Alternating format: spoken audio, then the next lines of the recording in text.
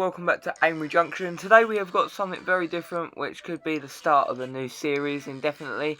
I'm going to be showing you how to make this ultra realistic diorama with a waterfall from a foam base from nothing. So let's get into it and start off from the beginning. Right, okay, so we started off with extruded polystyrene, which is a good insulating material for your house, so you can find it in any good B&Q store. So you want to cut it out to the size of your diorama. This is about 40 by 40 centimeters. Here you see me cutting one of the first embankment hills.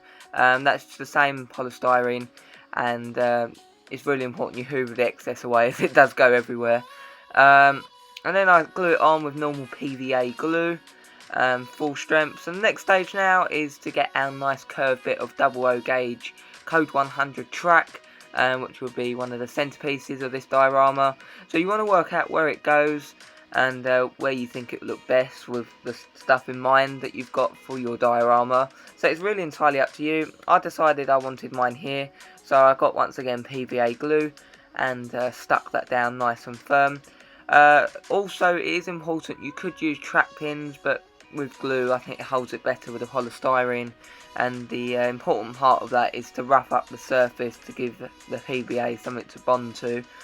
Right, so now you see me going on to my first main bit of scenery, which is making the big waterfall embankment, so like the hill where the waterfall will sit. So that literally is the same polystyrene stuff, and you just carve it. I'm carving it with a huge kitchen knife, which probably isn't the best, so don't try it at home, but it did work out quite well. And I did have loads of packaging left. As you can see, there's these little packaging stuff, I don't know what it's called, a form of plastic polystyrene coated stuff that you get in mainly any technology stuff you buy. So I was just recycling that and giving it a use. Right, so here we are using sculptor mould. So after you've got all your basic terrain, this is a great material to harden it all in and to go over the top. So get yourself a nice container. I got myself one here. Pour your sculptor mould in, and then you want to be mixing it with warm water and give it a good stir. It is a bit weird, it's quite lumpy, and you want it to a consistency of a kind of cottage cheese. So it's really important you mix it well, and also it didn't smell very nice. It didn't have a great smell to it. So yep, at the moment I'm mixing it all up, and then you just pour it straight onto your diorama. And I'm using a bit of the polystyrene plastic coated stuff to moving it about the board to spread it around, which did work quite well, but you can get a DIY scraper which probably would work quite a lot better, but I worked with what I got. So as you can see, I'm just adding some more water to get it to the correct consistency, as it's really important you get to a good consistency, so then you get a good setting and it makes your diorama nice and hard, so you can work all your scenery stuff on top. And the also good thing with sculptor mould is that it's very lightweight, and it will make everything go hard, so that nothing will seep in like the realistic water we'll add later. And it's a really good product, and I do recommend it, and it'll be good on your model railways as well. So now it's just spreading it all about. I'm just spraying some water over the top, literally to rub it in to smooth it all down, especially for the riverbed, as you see. Just to smoothen it out a bit, because it did have quite a few lumps in. So now I'm using some Hobbycraft paint. It's kind of a beige, natural, kind of dirt, earthy, kind of sand colour, and I think it worked quite well as a base colour, especially if you miss a bit of your static grass or scatter a bit later. Seeing that coming through does look quite cool and realistic, so that's why you really want to paint it, in case you miss any of the scenery bits and whatever. So Mod Podge is a really good product I've got quite used to now. It's a really good PVA glue, and it doesn't really react, as far as I know, with PVA the same as PVA does with realistic water.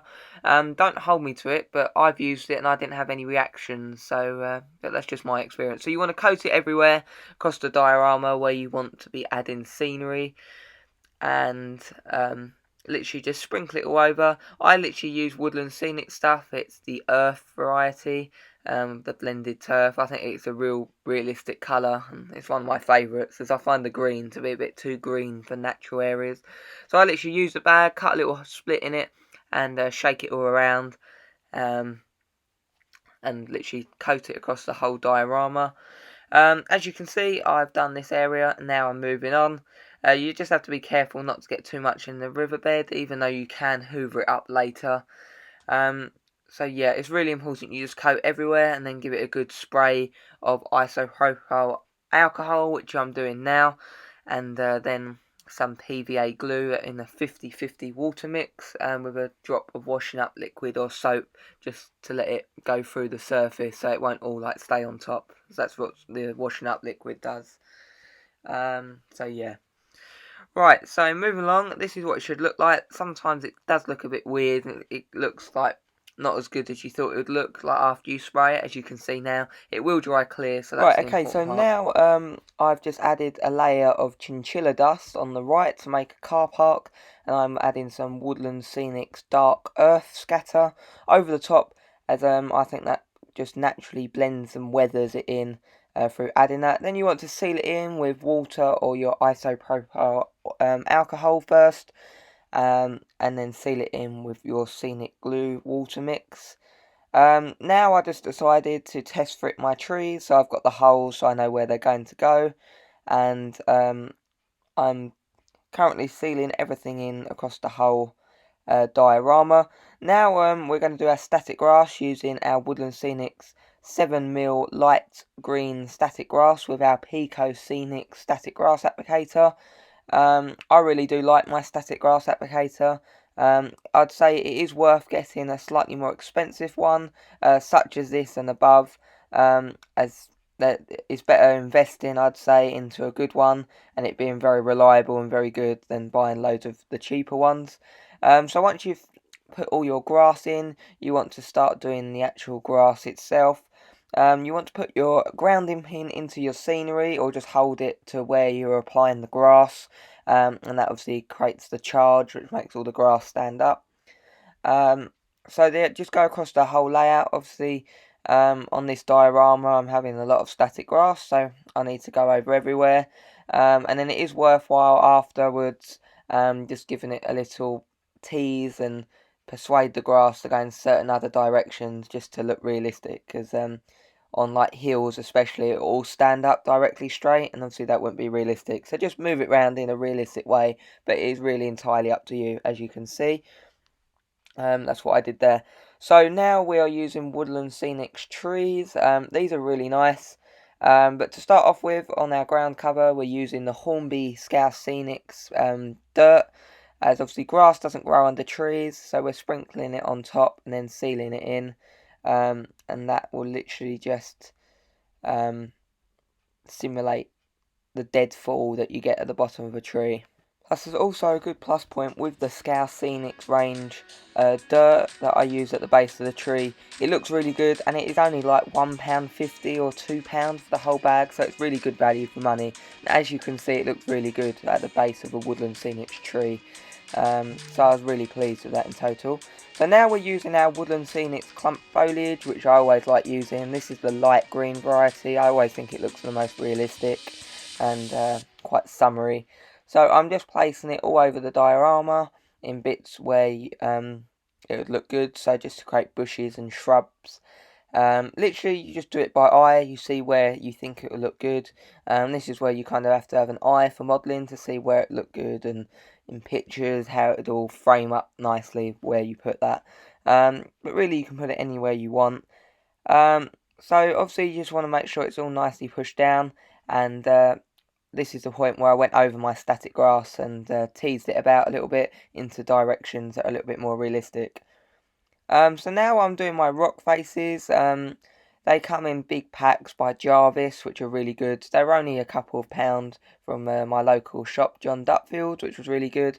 And literally all you need to do is carve them a bit and fit them into your scenery. Right, so now I'm fitting probably the flattest rock I carved in the pack to make the waterfall rock face, and I'm just gluing it in with normal PVA glue.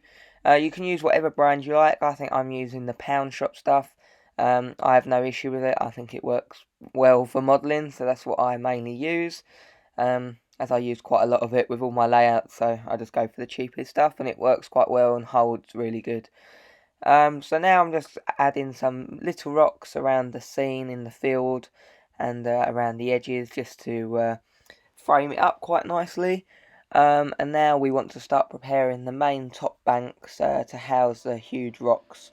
So now I'm just fitting the bigger ones in. I've carved the base, as you can see, it's a little bit curved, and I fitted quite a lot of glue. Probably a little bit too much, but it's not expensive, so it's fine. To the rock faces, and then gently push them down when you've got them in a good position. I managed to interlock mine, so they fitted together quite nicely. And you did get some gaps from where I put the different rocks together, so I was just filling them in with our woodland scenics clump foliage, and I think that did actually turn out quite nice, and it created a nice little effect, as you can see, and it just filled in the holes. So I think that was probably a good decision what I did there. So as you can see, all the holes are filled in, and I pushed some bits around the bottom where the water will be. Right, so now we are using some Tasma sweet corn shrubs. They actually are, but I thought they looked quite nice as like riverside plants growing next to the river we're having, so I think that looked quite nice. Obviously they are sweet corn, but it doesn't really matter. So now we're on to our briar patch by Woodland Scenics. This is a dry brown, so kind of an olive green kind of colour, the same as our foliage. And the good stuff with this, it's similar to the Woodland Scenics fine leaf foliage, but just a little bit more dense. And it makes good trees. You can still like pick bits out and make trees out of it, or just make some different styles of bushes, as you can see here. And then you want to seal it all in, what you added, just to secure it onto your diorama. So now we're definitely coming into shape, as you can see, and we're getting onto our riverbed now. So we want to hoover up all that static grass and the briar patch and any other stuff that we might have got in it. Right, now we are using our Woodland Scenics Yellow Silt River Base coat, which is a really nice colour. I used on Riverside TMD as well. And the good thing about this paint, it does seal in the riverbed, so when you're ready to add your water, it won't go seeping through. So it's quite important you do that, as it creates a nice realistic riverbed colour. So at that time I was waiting for the paint to dry. I ballasted my track with my little ballast mate, and now I'm adding my realistic water by Woodland Scenics, which I've used loads of times and I really do like. So you just want to equally spread it out across your riverbed, and then you'll see it start to build up. It does self-level, and this is the point where you want to look for leaks escaping out. Luckily I didn't have any. You can mask the edge up. Choose to do it, as I was only using a small amount of water. So now it's important to cover it up whilst it dries, so you don't get any dust in it, and it should go nice and clear without any cloudy bits in once it's dry, nice and hard. So now I'm adding my little Woodland Scenics rowers, which I glued in and prepared earlier. So now this is how I did the waterfall. I put a bit of the realistic water with the water effects onto a bit of a plastic container, so a non-stick one. Let it dry, and then you can peel it straight off, and then it creates your waterfall. So I added like little ripples in it, and whilst it was a little bit tacky, and I allowed a good amount of time for it to dry. And literally you just peel it off when it's dry, and stick it on with some realistic water effects, and there you go, that's the waterfall, which is nice and easy, and it creates a very nice look. So now we're using some more Tasman products. We're using some sunflowers, which look really nice. They just push straight into your scenery, and as you can see they create a very nice look, and they're very easy. These are by an eBay seller. I bought absolutely loads. It's warpainter.net. And they do about 120 grass tufts for £4, which is really good value for money. So now I'm using Gloss Mod Podge. which allows you to create water ripples and just finishes the nice glossy layer on top of the water. This isn't necessary, it just creates a nice layer of water ripples. So now I painted the edges of my diorama black with some black paint and started to finish it all off, and then once it was all dry, my diorama was done, and I think it turned out very, very well, and I'm ultra pleased with it. And I hope you do agree too. I hope you found this video very interesting, and it was something different to show some scenery techniques and skills. So thank you for watching today's video. Do remember to go and drop a like rating below, that really helps. And hit that subscribe button, hit the notification bell, and I will see you in my next video.